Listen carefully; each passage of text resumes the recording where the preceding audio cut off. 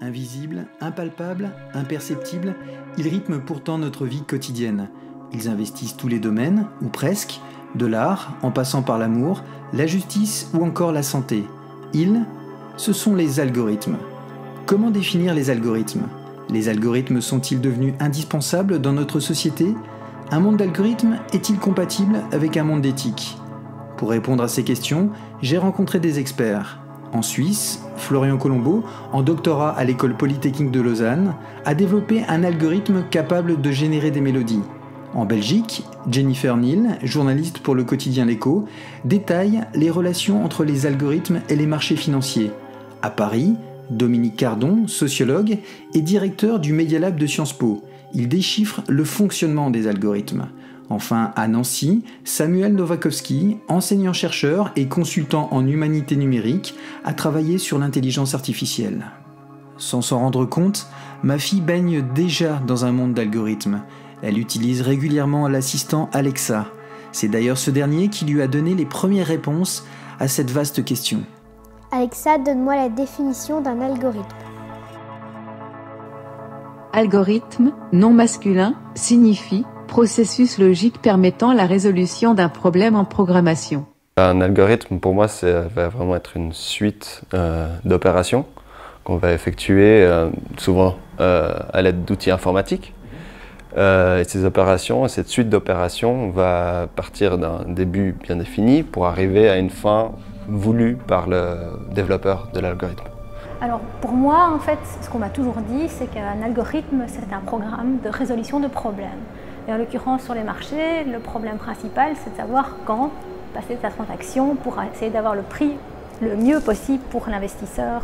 L'algorithme, pour moi, c'est une succession d'étapes élémentaires qui mènent dans leur combinaison à la résolution d'une tâche plus complexe.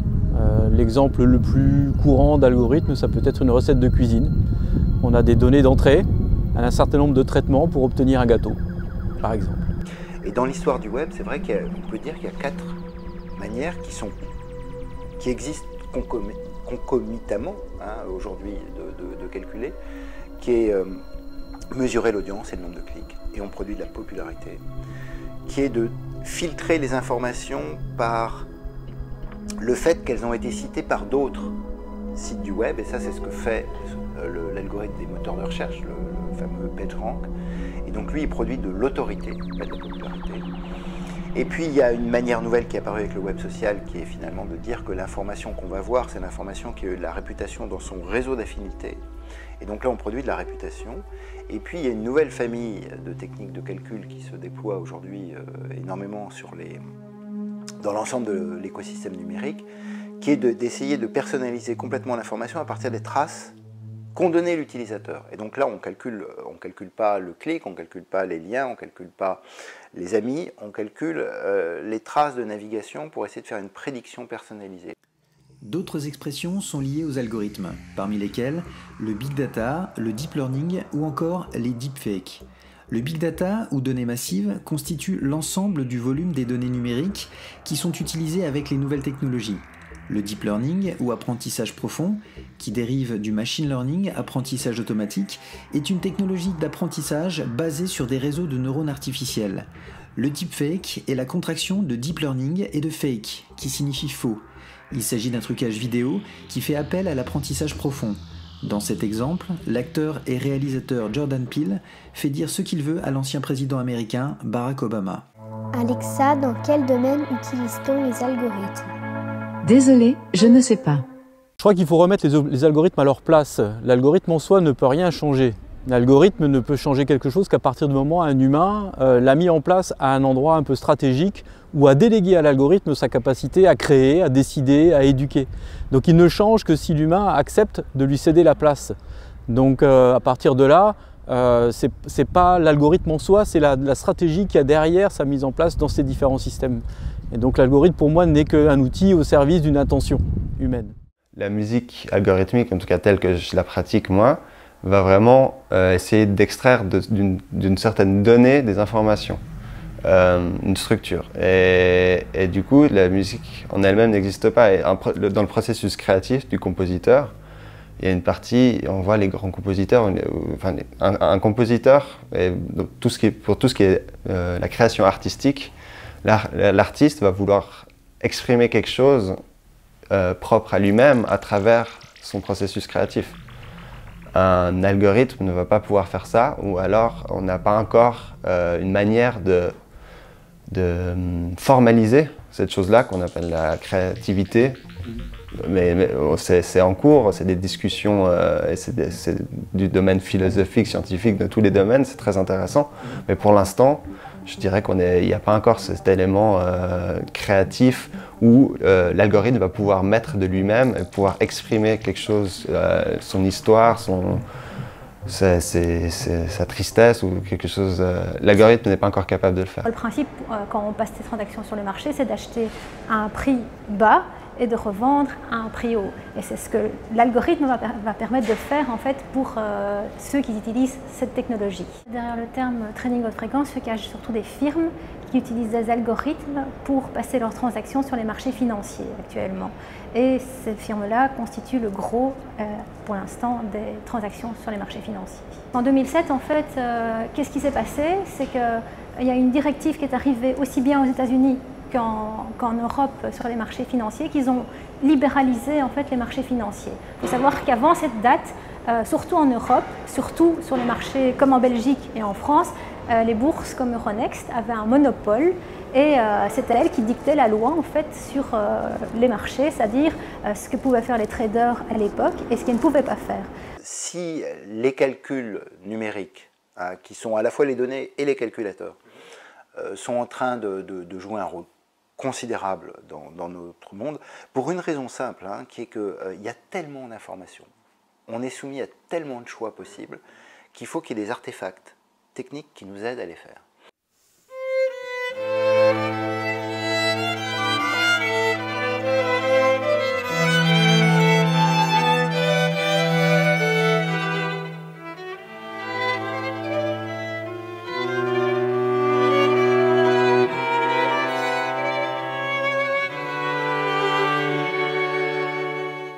En tant que musicien non compositeur, j'ai réussi à devenir compositeur à travers mes algorithmes, ce qui est une chose, enfin voilà, je ne pensais pas être capable, parce que finalement c'est quand même moi quelque part aussi qui crée ces choses-là, enfin oui c'est moi, c'est ça aussi une partie importante des algorithmes, c'est qu'ils n'existent pas par eux-mêmes, ils sont quelqu'un qui les crée, et donc je suis devenu compositeur et je fais des choses qui m'impressionnent.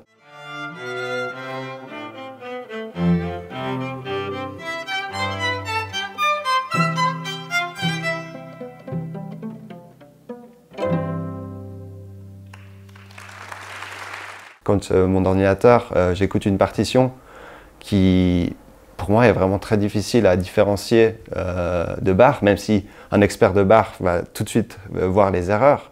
Et moi aussi, en jouant, je peux voir les erreurs si j'analyse profondément, mais si on écoute juste avec une oreille peu attentive, c'est vraiment très difficile de faire la différence. Et ça, je trouve super impressionnant, et je suis impressionné en tant que musicien par rapport à ça. Les algorithmes produisent des calculs, et en fait, ils font de la statistique. Et donc, ils ont besoin de traces, et de plus en plus, et ça, c'est la tendance actuelle, de traces de comportement des individus. Alors, et pour produire une bonne prédiction, il faut qu'ils aient de bonnes traces des comportements de façon calibrée, ajustée, avec une sorte de continuité historique aussi.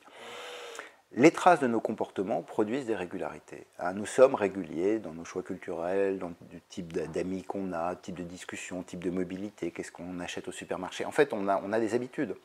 Et alors, quand on a les bonnes traces, finalement, les algorithmes, et c'est la chose un petit peu subtile et un petit peu, on pourrait dire, perverse des nouveaux systèmes, c'est qu'ils ne prétendent pas nous imposer un programme pour nous faire faire quelque chose, ils prétendent deviner dans nos actions quel est notre propre programme. Et notre propre programme, c'est notre socialisation, c'est ce qu'on est, c'est ce qu'on a l'habitude de faire. Et du coup, il redécouvre d'une certaine manière, et parfois pour le meilleur, mais aussi pour le pire, il redécouvre qu'il y a des inégalités dans la société entre les individus, qu'il y a des socialisations qui sont très différenciées, et que du coup, on le voit assez facilement, ils vont donner beaucoup plus à ceux qui sont déjà bien dotés socialement et culturellement, parce qu'ils sont curieux, parce qu'ils ont beaucoup d'amis, parce qu'ils ont des amis à l'étranger, parce qu'ils ont une diversité de leur réseau social. Je pense notamment aux algorithmes Facebook par exemple. Et puis ceux qui en revanche, parce qu'ils sont moins dotés socialement et culturellement, ont des amis qui leur ressemblent, qui sont géographiquement proches, qui sont finalement du même type de niveau socio-culturel, qui ont les mêmes types d'intérêts politiques et culturels, ben, la bulle se referme parce que les traces qui sont données ne sont pas des traces très originales. Si les traces ne sont pas très originales, les algorithmes ne sont pas très originaux. Le paradoxe, c'est que les algorithmes peuvent devenir très originaux pour ceux qui ont des traces diverses, variées et multiples, parce que dans ces cas-là, ils élargissent le cercle de curiosité ou d'opportunités curieuses qui est offert aux individus. La question, c'est les hommes font les algorithmes. Après, comme tout outil de l'homme, l'outil qu'on fabrique vient nous changer. Je vais prendre un exemple du GPS. C'est bien l'homme qui fait le programme qui fait le GPS, mais le fait d'utiliser le GPS change l'homme dans son rapport au territoire. Mais c'est le retour normal de tous les outils de l'humain qui changent l'humain dans son rapport et à son usage et à son secteur d'intervention. Donc c'est avant tout déjà l'humain qui crée l'algorithme. Désormais, le champ d'action des algorithmes paraît presque sans limite. Aujourd'hui, les assistants vocaux, qui se multiplient dans les foyers, sont de plus en plus perfectionnés. Pour preuve, la firme Google est désormais capable, grâce à son assistant, géré par des algorithmes, de tenir une conversation avec un être humain. Alexa, les algorithmes font-ils la différence entre le bien et le mal?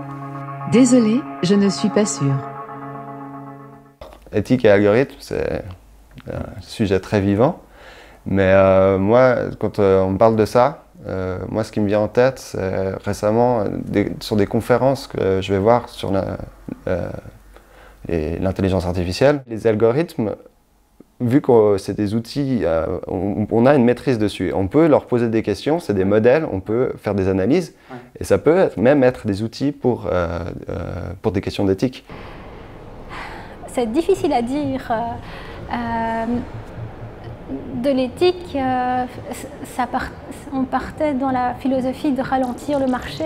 Ça, c'est un peu l'éthique dans le training en fréquence. Mais on voit bien que le marché est complètement divisé sur cette question, puisque c'est une volonté de certains universitaires, une volonté de certaines plateformes, et tout le marché n'a pas suivi. Donc c'est difficile dans un monde où finalement la concurrence est terrible en fait entre la définition de trading en haute fréquence et l'aspect moral là-dedans est tout à fait évacué dans le sens où c'est celui qui arrivera le plus vite sur la transaction. Je ne pense pas que ça soit ça laisse place à l'éthique et à la morale dans ce contexte-là. Malheureusement, les marchés financiers n'ont pas vraiment d'état d'âme. C'est pas que le trading en haute fréquence qui devrait faire son chemin de croix vers un peu plus de morale. Ce sont les marchés financiers qui évoluent en fait comme ceci. C'est comme tout, l'algorithme est un outil pensé par l'homme. Donc la question c'est qu'est-ce que va-t-on faire de cet algorithme? Et ça, la question nous revient. C'est-à-dire c'est l'usage des algorithmes qui va percuter l'éthique ou sa non-éthique. Par exemple, je peux avoir des algorithmes d'apprentissage dans des systèmes d'armement automatisés. Cet algorithme d'apprentissage dans un système d'armement automatisé va poser des problèmes, mais ce même programme d'apprentissage peut être mis dans une voiture autonome avec les adaptations qu'il faut et aura un tout autre usage. Donc en fait, c'est l'usage des algorithmes qui détermine l'éthique et c'est pour ça que le chercheur ou l'ingénieur doit lui-même intégrer dans sa démarche l'éthique ou sa capacité à être critique à l'égard de ce qu'il produit. Mais je pense qu'il y a une éthique à avoir au niveau du chercheur et que finalement qu'il lui-même ne se sente pas, qu'il n'y ait pas une espèce de rêve d'Icare en gros, d'aller toucher quelque chose en espérant pouvoir en décrocher une notoriété ou une facile célébrité. Là, c'est là qu'on risque de tomber bien bas. Donc c'est à mon avis au niveau des chercheurs qu'il y a un véritable regard critique à avoir sur ce qu'on est en train de faire et pourquoi on le fait et quels sont les objectifs qu'on vise. On entre dans un monde très compliqué où nous faisons couple avec toute une série d'artefacts techniques. Et parfois, ce couple, il peut engranger des dynamiques extrêmement positives, il peut parfois initier des dynamiques parfaitement toxiques. Et donc, l'arbitrage, c'est pas de savoir s'il y a d'un côté les formidables machines qui vont nous sauver ou de l'autre côté les humains qui doivent résister contre les méchantes machines, mais c'est justement de comprendre la manière dont nous faisons corps, nous articulons, nous nous entremêlons à ces machines pour faire des choses plus ou moins intéressantes ou pas, Et du coup aussi de savoir être vigilant et critique à l'égard de ceux qui les fabriquent, parce qu'il y a quand même un enjeu d'économie, de pouvoir, de domination qui est porté par les gens qui les fabriquent. Mais encore une fois, un algorithme, ça se programme, c'est parfois très... Bon, il y a des algorithmes massifs, mais c'est aussi des choses parfois assez simples. Et donc, c'est comme la statistique, hein. On peut lutter contre une statistique avec une autre statistique. Si le PNB nous plaît pas, ben on va mesurer autre chose. Donc, l'enjeu central, moi, que je défends, je ne sais pas si c'est optimiste ou pessimiste, c'est de dire... on doit débattre collectivement de la manière dont nous voulons être calculés. On peut être calculé autrement. Et donc c'est là qu'il y a un enjeu, c'est de dire, après tout, que les plateformes américaines aient décidé de nous calculer uniquement sur un vecteur d'utilité et d'efficacité. C'est peut-être pas la manière dont nous voulons tout le temps être calculés. On veut aussi perdre du temps, être curieux, voir des choses complètement inattendues, voir des choses qui nous choquent. Enfin, on peut demander aux algorithmes autre chose. C'est des paramètres à régler. Comment utiliser les algorithmes? Précisément, l'éthique est-elle possible avec les algorithmes? En Chine, il existe un système de notation des citoyens par le pouvoir en place. Ce crédit social attribue des notes aux individus en fonction de leur comportement. Alexa, quelle est la différence entre les algorithmes et l'intelligence artificielle? Algorithme, nom masculin, signifie processus logique permettant la résolution d'un problème en programmation. Intelligence artificielle, expression, signifie intelligence humaine simulée à l'aide de l'informatique. Les algorithmes, c'est très vague. Et l'intelligence artificielle est un algorithme, mais l'inverse n'est pas vrai. C'est-à-dire que l'intelligence artificielle, c'est un domaine des algorithmes dans lequel plusieurs aussi domaines existent. C'est-à-dire que moi, j'utilise des réseaux de neurones artificiels qui peuvent être directement ou indirectement reliés avec la manière dont est structuré et fonctionne le cerveau humain et le cerveau en général des mammifères. Ça va être un domaine des réseaux de neurones artificiels pour l'intelligence artificielle, mais après on a l'intelligence artificielle, on peut aussi aller au plus large, on parle de machine learning, c'est des machines qui apprennent. Et là, il y a beaucoup d'approches qui partent de la régression linéaire, je ne sais pas si qu'on fait à l'école très vite, à l'école obligatoire, jusqu'à des modèles très compliqués comme les réseaux de neurones artificiels. L'intelligence artificielle, c'est, on va dire, une science. Alors, c'est une science, c'est quelque chose qui a été inventé, le terme a été inventé dans les années 50 par tout un tas de gens dans le cadre d'une école d'été, Marvin Minsky, Claude Shannon, etc. C'est une science et en fait c'est l'époque des années 50 où on s'est dit le vivant est codable parce qu'on venait de découvrir l'ADN, donc la pensée, la cognition humaine est implantable dans une machine par un programme. Ça c'est l'intelligence artificielle. Donc en fait l'intelligence artificielle c'est un cadre général. Après, pour pouvoir faire de l'intelligence artificielle, encore faut-il déterminer c'est quoi intelligence artificielle, ben on a besoin d'algorithmes qui vont se transformer en programmes et l'intelligence artificielle aujourd'hui ne sont que des programmes qui sont en capacité d'apprendre. On crée les conditions de l'apprentissage des machines. Ce qui est plutôt logique, ce qui serait logique, c'est plutôt de dire machine learning ou apprentissage machine. Parce que l'intelligence artificielle n'existe pas. En réalité, l'intelligence artificielle n'existe pas. Ce sont des programmes qui sont en capacité d'apprendre incroyablement, avec des performances incroyables, mais c'est tout. Pour donner un ordre d'idée, on dit toujours, si vous clignez des yeux, il y a à peu près plus de 10 000 transactions qui se passent pour l'instant. Donc ça veut dire qu'on est vraiment à un temps très réduit de réaction sur les marchés. Un être humain, on considère que la réaction humaine principale, c'est 350 millisecondes pour un battement de cils. Vous imaginez qu'en 10 000 transactions, ce n'est pas possible pour un être humain de faire ça en un battement de cils, c'est pas possible. Donc ça, c'est ça la différence en fait entre un humain et un robot. Si on regarde les statistiques, on peut constater que tout se fait par algorithme actuellement sur les marchés. Parce qu'il n'y a pas que des algorithmes pour aller vite, il y a aussi des algorithmes qui sont là pour exécuter de la meilleure façon possible les transactions.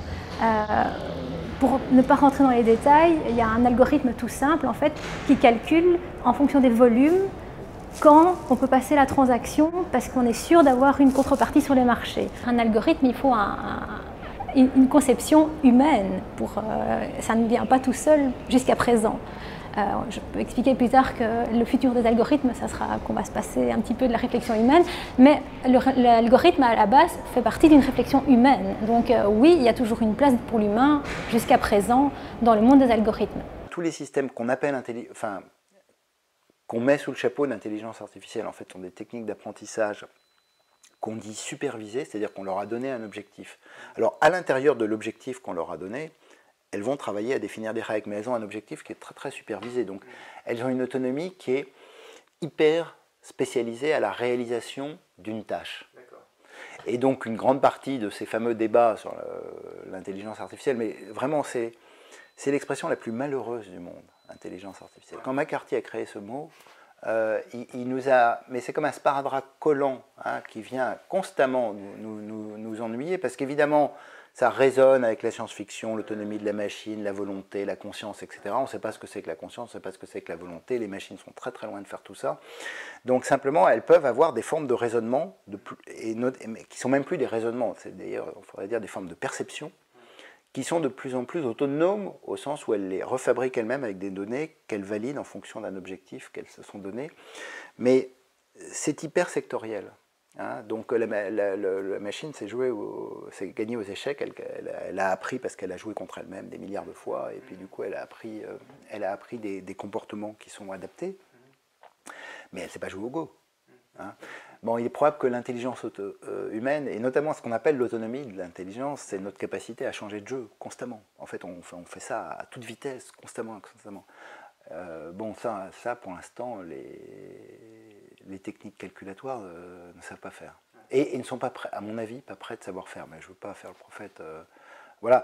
Ça ne veut pas dire que sur des jeux spécialisés, ça n'avance pas considérablement. C'est ce qui est en train de se passer. L'intelligence artificielle est toujours là où on ne l'attend pas.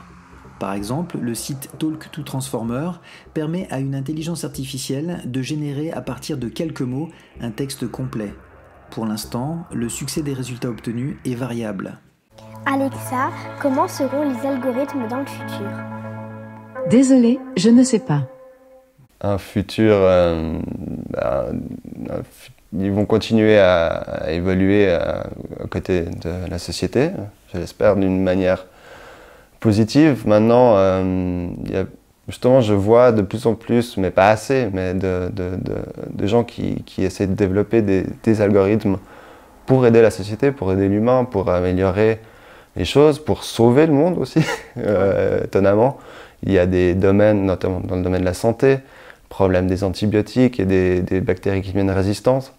On a des gens qui travaillent sur des algorithmes qui pourraient trouver, sans le pouvoir de ces algorithmes et l'avancée technologique qu'on a, éventuellement il y aurait des domaines de santé qui seraient irrésolvables et qui amèneraient jusqu'à, ça n'est une catastrophe, mais jusqu'à l'extinction de l'humanité, de l'espèce humaine. Mais on développe à côté des algorithmes qui pourraient apporter des solutions à des problèmes majeurs.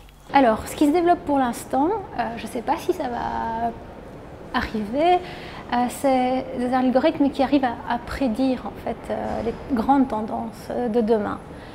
Ça, pour l'instant, les firmes qui sont actives dans le trading haute fréquence essayent de mettre au point en fait,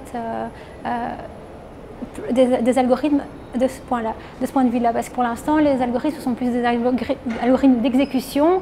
Là, on va un cran plus loin, où on essaye vraiment de prédire en fait, le marché.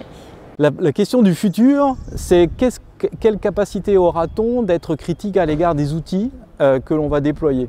Si je considère que je délègue ma liberté à une machine, à un programme ou un algorithme, eh ben, il ne faudra pas que je m'étonne si mon futur soit délégué aux algorithmes. De la même façon, si moi-même, en tant qu'humain, je me comporte comme une machine, comme un programme, il ne faudra pas non plus que je m'étonne qu'on me remplace par un algorithme. Donc mon futur dépend des choix que je vais faire aujourd'hui dans ces champs-là et dans la liberté que je vais y garder.